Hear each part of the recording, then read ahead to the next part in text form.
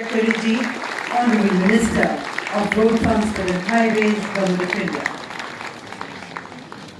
We also welcome on stage Shri Manav Mazumdar, Senior Advisor FICCI, Dr. Vidya Yeravdekar, Chair Higher Education Committee and Pro-Chancellor Symbiosis International University, Lieutenant Dr. M.D. Venkatesh, Co-Chair FICCI Higher Education Committee, Mr. Sameer Somaya, Co-Chair FICCI Higher Education Committee, Dr. Rajan Saxena, Advisor FICCI Higher Education Committee, and Mr. Rajesh. India's infrastructure landscape, building not just roads but pathways to progress.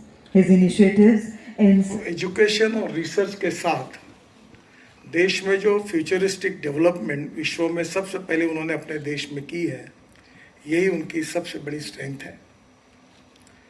एक बात जरूरी है कि हर देश के साथ strength और weaknesses दोनों भी होते हैं, और एजुकेशन ये ऐसी इम्पॉर्टेंट चीज़ है कि हम वीकनेसेस को स्ट्रेंथ में कन्वर्ट कर सकते हैं, और इसलिए स्वाभाविक रूप से हायर एजुकेशन जो है उसके कारण वर्ल्ड का ट्रांसफॉर्मेशन हो रहा है और हमारे देश का भी ट्रांसफॉर्मेशन हो रहा है, और हमें सही विजन के साथ आगे जाना है। अप्रोप्रिएट विजन ये बहुत महत्वपूर्ण है। Futuristic development and futuristic vision for development with appropriate knowledge, ये this is the need of hour. और ये बात हमको समझना होगा।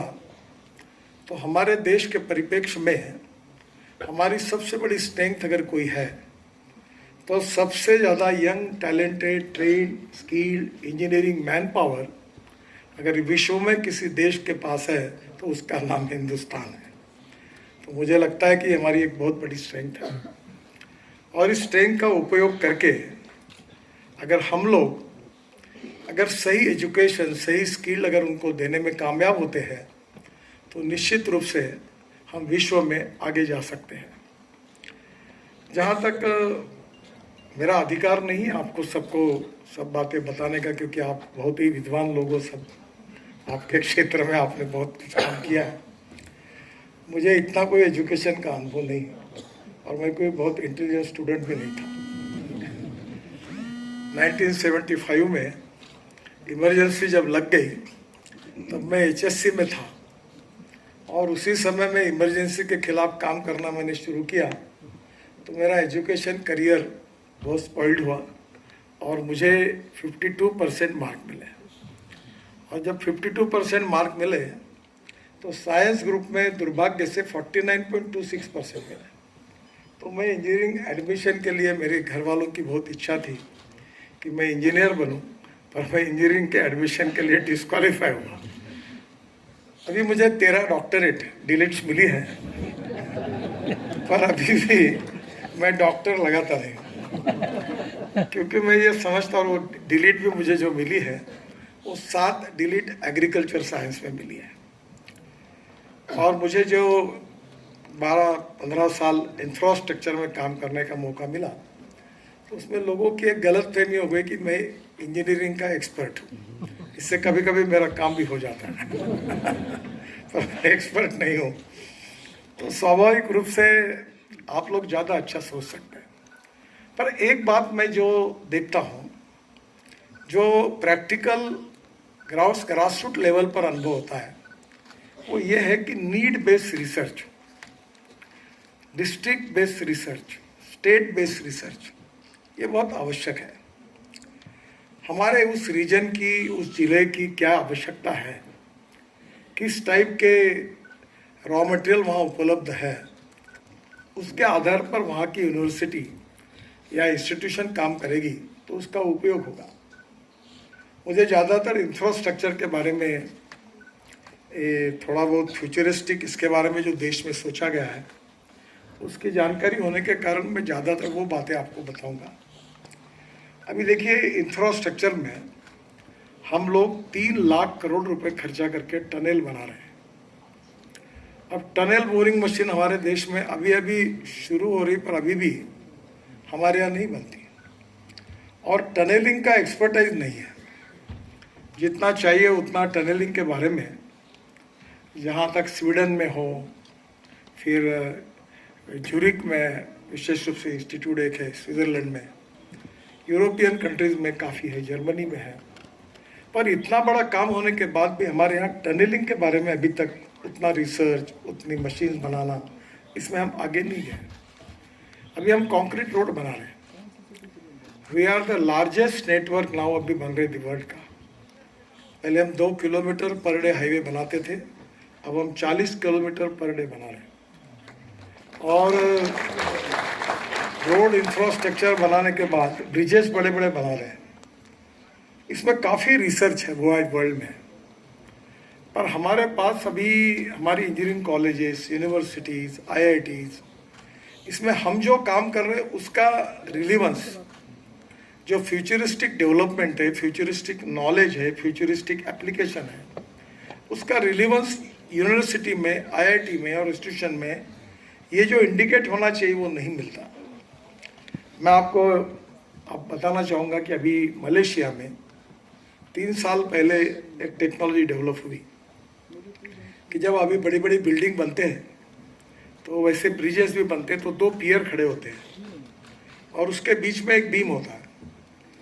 तो मलेशिया में ये रिसर्च हुआ कि पिलर खड़े होने के बाद जो बीच वाला बीम जो है वो स्टील फाइबर में प्रीकास्ट किया गया, और स्टील फाइबर में प्रीकास्ट करने के कारण फ़ायदा ये हुआ कि हमारे देश में केवल हम मेट्रो बना रहे हैं, ब्रिजेस बना रहे हैं, तो डिस्टेंस बिटवीन 2 पियर केवल 30 मीटर है। पर जब मलेशिया में ये टेक्नोलॉजी डेवलप हुई, सिंगापुर में उसको अप्लाई हुई, तब मैंने वहाँ के लोगों को मिलकर यहाँ से एक एक्सपर्ट टीम मलेशिया और सिंगापुर भेजी। रवि सिन्हा करके मुंबई IIT में सिविल इंजीनियरिंग के हेड थे, उनको भेजा, और एक वेंकट रमन करके L&T के टेक्निकल एक्सपर्ट थे, और कुछ गवर्नमेंट के ऑफिसर्स की टीम भेजी। और मैंने उनको कहा कि ये अध्ययन करके आप आइए। और जब अध्ययन करके आए तो उसके ऊपर काफ़ी चर्चाएं हुई, डिस्कशन हुआ, और अल्टीमेटली हमने उसको स्वीकार किया। अब स्वीकार करने के बाद अभी हमने ब्रिजेश में शुरू किया कि ये टेक्नोलॉजी के कारण डिस्टेंस बिटवीन 2 पियर हम 120 मीटर तक जा सकते हैं। इन्हें 3 पियर करने की ज़रूरत नहीं, तो 25% कॉस्ट कम हुई। तो ये बात जब कैबिनेट के सामने चेन्नई मेट्रो का विषय आया तो मैंने प्रधानमंत्री के सामने रखा कि जो मेट्रो के जो हम रोड में तो हमने किया कि जो पियर खड़े हो रहे 30 मीटर के हैं, अगर ये 120 मीटर जाएंगे तो हमारे कॉस्ट 30-35% बच जाएगी। और बाद में मेट्रो में भी अध्ययन हुआ, अभी उन्होंने भी स्वीकार किया, तो एक ही प्रोजेक्ट पर, चेन्नई मेट्रो पर अगर स्वीकार करते हैं तो 15 से 20 हज़ार करोड़ की बचत है। तो आप समझ लीजिए कि अगर इसका उपयोग अगर हम बड़े बड़े प्रोजेक्ट में करेंगे तो कितनी बचत होगी। ये जो इनोवेटिव टेक्नोलॉजी है, जो वर्ल्ड में सक्सेसफुल प्रैक्टिसेस हैं, उसका फ्यूचरिस्टिक डेवलपमेंट और विजन जो है उसका हमारे प्रेजेंट, हमारा विशेष रूप से अभ्यासक्रम है, उसमें अगर इसका विचार होगा तो आगे डेवलपमेंट में उसका उपयोग होगा। मैं शिपिंग मिनिस्टर था और हमारे यहाँ 110 वाटरवेज हमने बनाने के लिए हमने पार्लियामेंट में, मैंने उस समय बिल पास किया, और वाराणसी टू हल्दिया एक वाटरवेज भी बनाया, फिर 3-4 वाटरवेज मेरे काल में मैंने बनाए। और बीच में जब बांग्लादेश की प्रधानमंत्री आई थी, उस समय शेख हसीना जी थी, तो उन्होंने सुषमा स्वराज जी को कहा था कि हमारे यहाँ ब्रह्मपुत्रा में ये जो मुंगली पोर्ट है, तब तक अगर ड्रेजिंग हो जाएगा तो हमारे लिए बहुत उपयोगी होगा। तो सुषमा जी ने मुझे कहा कि हो सकता है क्या? तो बोला 250 किलोमीटर और जाना पड़ेगा आगे, आसाम नॉर्थ ईस्ट के बाद आगे जाना पड़ेगा, पर आप कहेंगे तो मैं कर देता हूँ, क्योंकि वर्ल्ड बैंक का प्रोजेक्ट था। तो उन्होंने कहा कर दोगे तो अच्छा है। तो हमने पूरा बांग्लादेश में घुस गए और वहाँ तक 250 किलोमीटर हमने वो ड्रेजिंग किया ब्रह्मपुत्रा में, और मुंगली पोर्ट उसके कारण आया, क्योंकि ड्राफ्ट इज़ वेरी इंपॉर्टेंट। अगर ड्राफ्ट, हमारे देश में सब रोड का ड्राफ्ट 14 मीटर था, और फिर हमने ध्यान में आया कि जब 3 लाख टन का अगर शिप लाना है तो ड्राफ्ट हमको बढ़ाना होगा, 18 मीटर तक चाहिए, और 18 मीटर ड्राफ्ट का अगर इकोनॉमिक्स बदल जाता है, अगर 14 मीटर ड्राफ्ट है तो 1.5 लाख टन का ही शिप आता है, और एक ही शिप में अगर 3 लाख टन माल आ गया तो नेचुरली कॉस्ट कम हो जाती है। तो फिर हमने सब पोर्ट